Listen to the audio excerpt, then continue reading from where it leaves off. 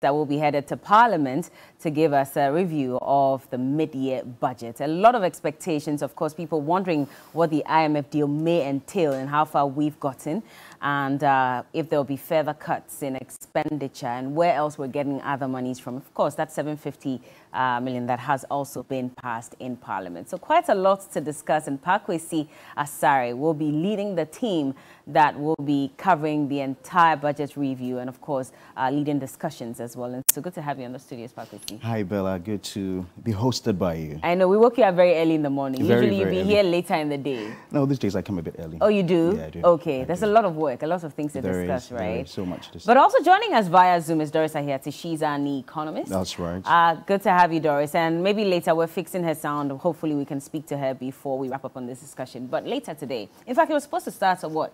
11 a.m.? So initially we're told 11 a.m. Yeah. So we had scheduled to begin our discussions by 10. We had a few economists and people to start the discussion, to do a pre-discussion ahead of the finance minister's address.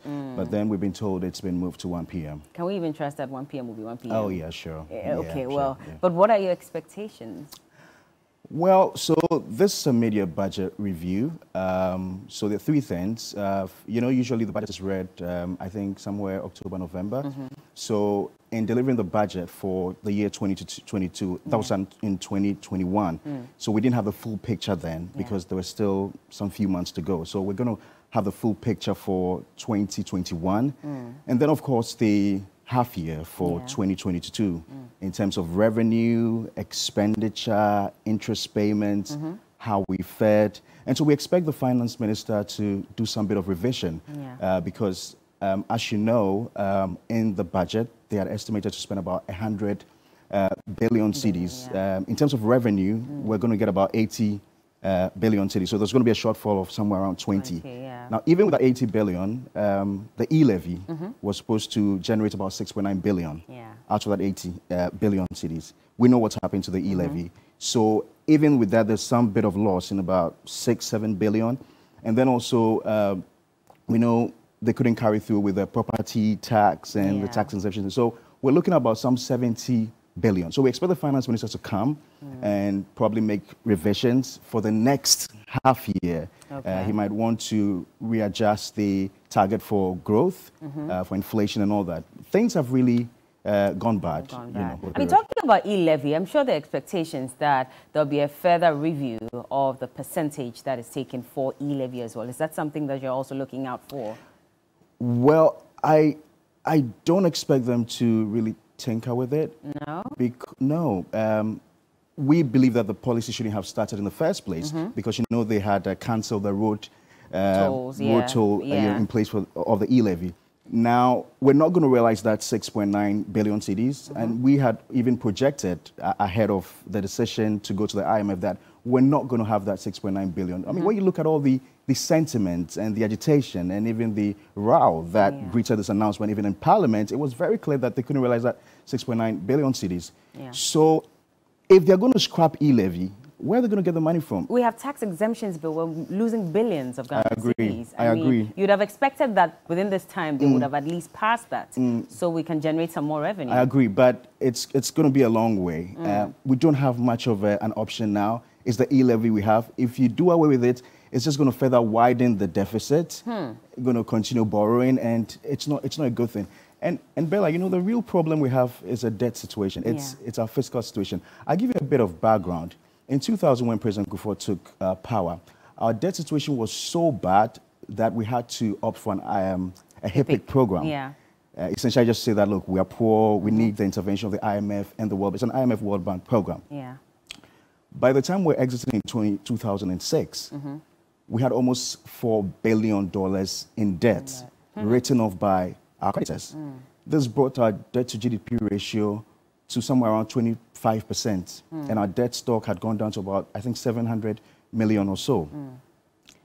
Fast forward, research suggests that our debt stock has risen by more than 7,000% to now 78, 79% of GDP.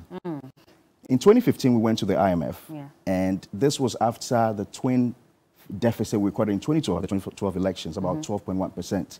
We went to the IMF. It was a 3-year program. It was supposed to have ended in 2018. This government came in and extended it to 2019. Since the NPP took power in 2016, a number of policy interventions have come in. Yeah. Now, of particular interest is the banking sector reforms. And, you know, the banking sector, the bonds that they issued. It was just to, they said they were going to resuscitate the banking industry and bring back life into that industry. We're told about 25 billion cedis was spent on that. And we also know about the energy sector, debt and all that. I mean, ECG, all these, you know, energy entities have significant debt. We are not paying realistic tariffs, and most of them cannot borrow on their balance sheet. And so government has to guarantee for them. And all those debts are sitting on our books. And this government conveniently puts them below the line, you know, in terms of accounting as part of our debt profile. But these things are coming back to haunt us. So in this year, in January, Fitch, one of the international ratings agencies, downgraded us. Then in February, Moody's also went ahead to downgrade us. It began to send shivers, you know, in the international market. I mean, people were wondering, what is the problem with Ghana?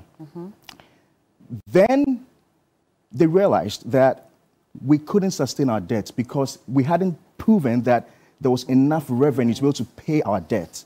So that's where the problem started. Our debt was rising. We had depleted all our buffers. Things were terrible. Inflation had gone to 27.1%. That was a time many people suggested that it was time for Ghana to go to the IMF. But government said no, it was going to, you know, bank its hope on the e-levy, which ended up being a fiasco. So it's terrible. We had tried to borrow on the domestic market, but by which time investors had lost enough confidence in the economy. So they began to repatriate their profits. Ordinarily, what they do is that once these debts mature, they reinvest. But this time around, because of the situation, they were selling off and they were repatriating their profits. And that's putting so much pressure on the local currency. So the cedi was also depreciating. So the macroeconomy has been challenged, you know, from the beginning of this year up until now. And we needed to go to the IMF to restore policy credibility. We needed that because then the international financial markets had been closed to us. We couldn't borrow from the international market. We've borrowed about $3 billion yearly to support our budgets. We couldn't go to the international market. So we had the option of borrowing on the domestic market or from our bilateral partners. And that was also going to be a challenge unless we went into an IMF program, because that was going to give them hope that we're going to be disciplined and all that. And I'm told that has already started happening because the hope is back. The hope is back, but it's not fully there yet. Government of Ghana, Treasury bill rates are around 27%, very high, you know, interest rates are high. So we're still, we know the IMF came in recently, so there's been that staff level engagement. They're going to go back to Washington. And hopefully the idea is to get the backing of the board. So we're still in the process. I mean, just like Sri Lanka. You know, Sri Lanka had started negotiations with the IMF. They didn't arrive at any conclusion. Then they defaulted. And everything went haywire. How well? Let's see if Doris can hear us now so we can communicate with her and find out what her expectations are as well. Welcome again, Doris. Thank you very much. Awesome. So, and good morning to you. Good morning to you as well. For you, what really are you expecting the finance minister to touch on? I think traditionally when we have the supplementary budget presented for the half year, you would expect that if there is a certain degree of underperformance, that they would be seeking approvals so that they would be able to introduce innovations to be able to expand their revenue mobilization. And I think the situation that we find ourselves in presently is exceptional. Exceptional because we have the IMF on board now. There are conversations that we know have been initiated. And we also have a situation where the balance of payment deficit is so huge. We have significant underperformance when you look at our revenue outturns compared to the preceding year. If I have enough time, I'd like to quickly touch on how the numbers look like. Okay. For, the outturn at the end. Thank you for that. Our total revenue for Q1, the outturn was 16.7 billion Ghana cedis. And this is compared to a projected 19.3 billion cedis. So that shows you a 2.6% gap in the total revenues. And obviously, when you have such a significant gap, it's going to have implications for how you run the rest of your year. Tax revenue had been anticipated to rake in as much as 14.6 billion cedis. Now, instead of that, what we've been able to achieve so far, despite the myriad of new taxes that have been introduced to deepen our tax position, we're able to rake in 12.86 billion Ghana cedis. And you see a shortfall between the target and the outturn of 1.8 billion. This outturn is directly attributable to tax revenue. We haven't received too much in the direction of grants, but then we are also operating as Ghana without aid. So you shouldn't expect too much. I think outturn for grants is about half of what we had anticipated. Then when you come to the expenditure side, that's where it's very, very, should I say, worrying. Because on the expenditure side, while the target was around 30.5 billion, and so far we've spent 26.9 billion. When you look into what accounts for this, we have almost a third of this expenditure being attributable to employee compensation in the civil service, yes. And I think that is one area that we have touched on over and over and over again, whether the amount that is being spent on public sector compensation is commensurate with the productivity that is coming from that sector that should impact our GDP growth year by year. And then the other very disturbing figure when you look at the expenditure side for fiscal performance would be our interest payment. In private sector, you typically don't want a situation where your interest payments are so high that more or less you are working for your borrowers. Because everything that you are generating is going back to service the loans that you have taken. And Ghana seems to be doing quite a bit of that, because we are paying 2/5 of our expenditure is going towards debt servicing. And you look at the numbers, outturn versus target, the only one that shows a growth for the Q1 outturn is interest payment. We had budgeted for 10.03 billion for interest payment, and we ended up paying 10.66% increment. Whereas for the other expenditure items, you see that it's being held.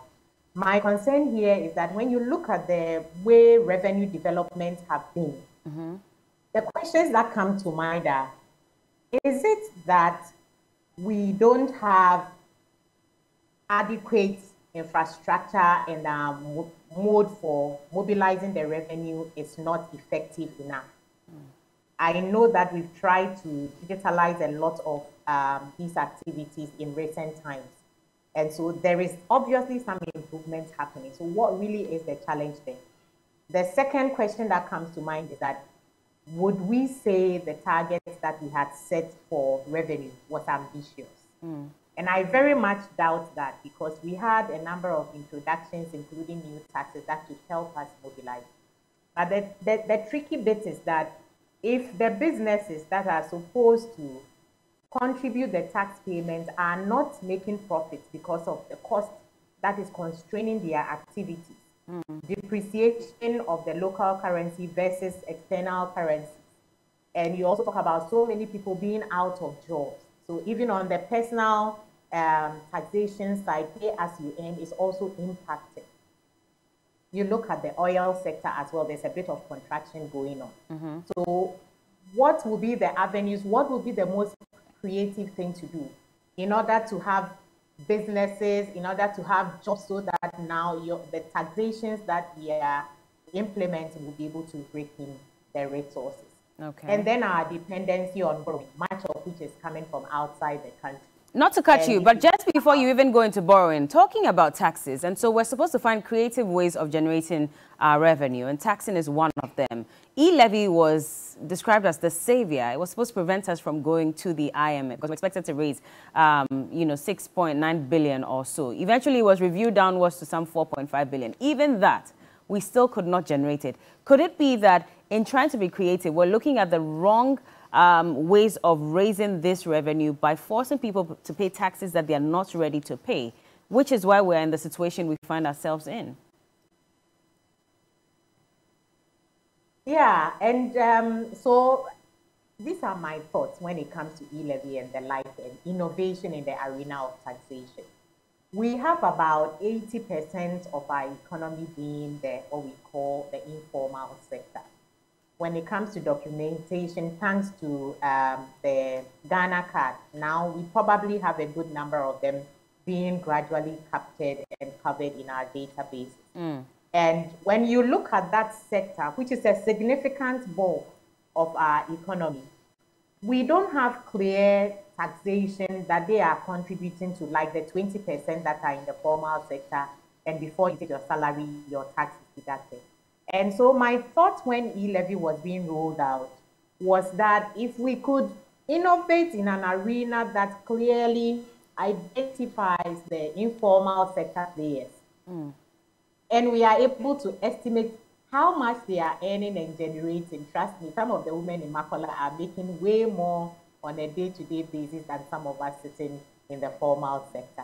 And so if we had a good way of estimating these and then charging the taxation, I believe that this could be, if you like, the disruption that we need in improving our revenue mobilization in Ghana. Okay. This is my thought. E-levy sought to do this. However, we also have a scenario where e-levy potentially is double taxing people that are already in the formal sector, whose cash movements you easily can see under the radar in the banking sector. So I think there is a bit of work that needs to be done if we are able to get e-levy. Okay. I think the focus should be on those that are not currently covered by the tax. So it shouldn't be scrapped totally, it should be reviewed. That's what you're saying? I believe so. Okay. Believe so. Well, you were talking about... And I believe that those already paying something in the formal sector should not be made to still contribute to the e-levy. Okay. Because everybody has access to a mobile phone or mobile money account, and we pick out the formal sector where there's a focus on the informal sector. I see. Now, you are just heading into loans as well. I'm already spending so much of money that we do not have to service loans, and yet... just last week, we saw some 750 million being passed in Parliament because we're supposed to go for that loan to fix roads and other infrastructure. I mean, how are we digging a deeper hole for ourselves when we can barely even survive getting out of the hole we find ourselves in? Right. I want to come at this again from the micro sector, where we say that we don't recommend that you take a loan unless that loan you are taking, you're going to invest it and put it to use that will generate greater value than the value that you have to pay back by way of interest payments. And so the question you want to ask yourself is, as we rake in more borrowing, what would be the impact of that borrowing on our current circumstances or context? And so I keep saying that IMF, whatever amount that we are getting from IMF, is not really the point. But IMF brings on board a certain degree of credibility, which credibility now makes you attractive and credible, let me put it that way, to other persons and entities to want to engage with you and interact and do business with you in the first place.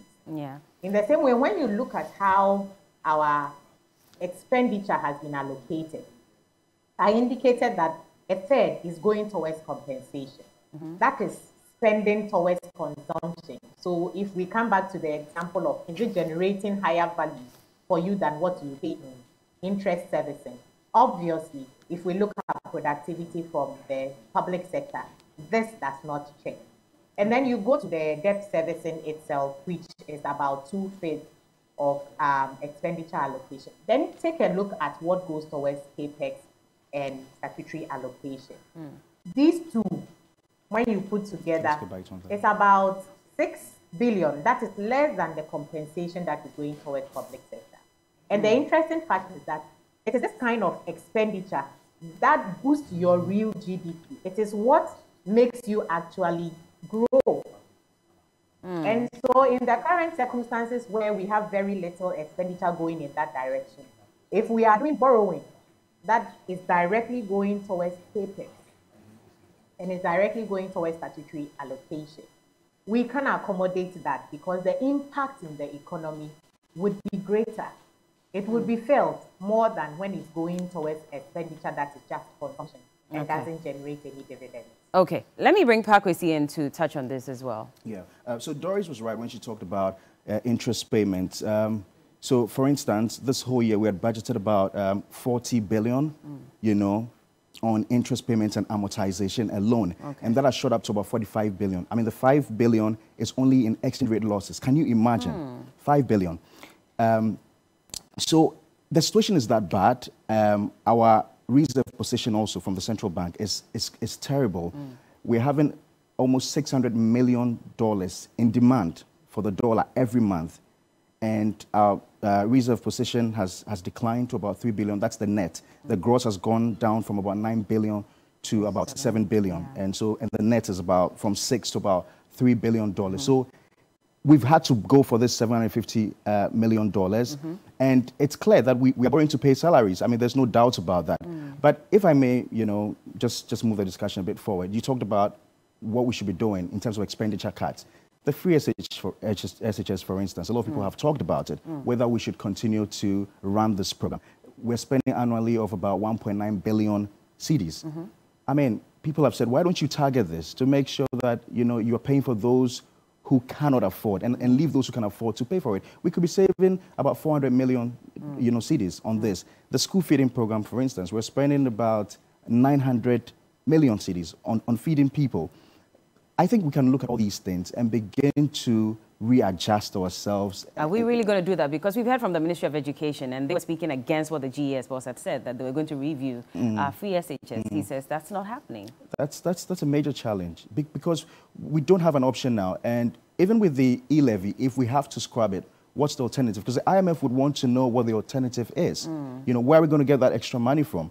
You know, and that's why I hear people like Doris saying, let's just review it and not necessarily scrap it. You know, we can't. We can't do that. No, we can't scrap it. It's going to be difficult. This is going to be tough. I mean, I don't know what you also think. Should they review free SHS as against what government has said as well? There's a likelihood that we'll hear about that, and also school feeding. In fact, when it comes to school feeding, now the caterers are saying they even want an increase in the, you know, the price of food. Exactly. So how are they going to even review that? Because if it's not reviewed upwards, that is also going to cause an uproar. Right. You know, and one significant thing also that I'll be looking at from the finance minister is how he's going to assure international investors, because that is also very, very crucial. What's he going to say to international investors? Some have suggested that why not hold an investor conference, you know, and talk to them about possibly, you know, slashing down interest rates and all that. All these are, you know, to just restructure our debts, because as it stands now, it's going to be very difficult for us.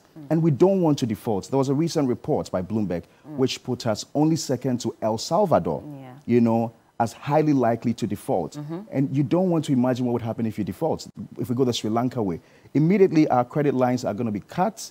You know, we will not be able to import goods and services. There's going to be mounting pressure on governments. There's going to be upheavals. You know, when international investors decide to withdraw their monies, we don't want to go there. We don't. And I'm sure that we'll continue this conversation later. And so what time do you go live on air? So we're looking at 12:30. 12:30. Yes. Okay. So look forward to Pakwesi Asari and his team discussing further this matter and, of course, preparing the grounds for what the finance minister will be giving us in Parliament later. And also, big thank you going out to Doris Ahiati for joining us. I'm sure she'll be joining you later as well. Absolutely. And Bright Simmons as well. And Bright Simmons. Okay. So thank you so much, Doris, for joining us this morning. And we'll see you again on air later at 12:30. And thank you, Pakwesi. Thank you, Bella. As well.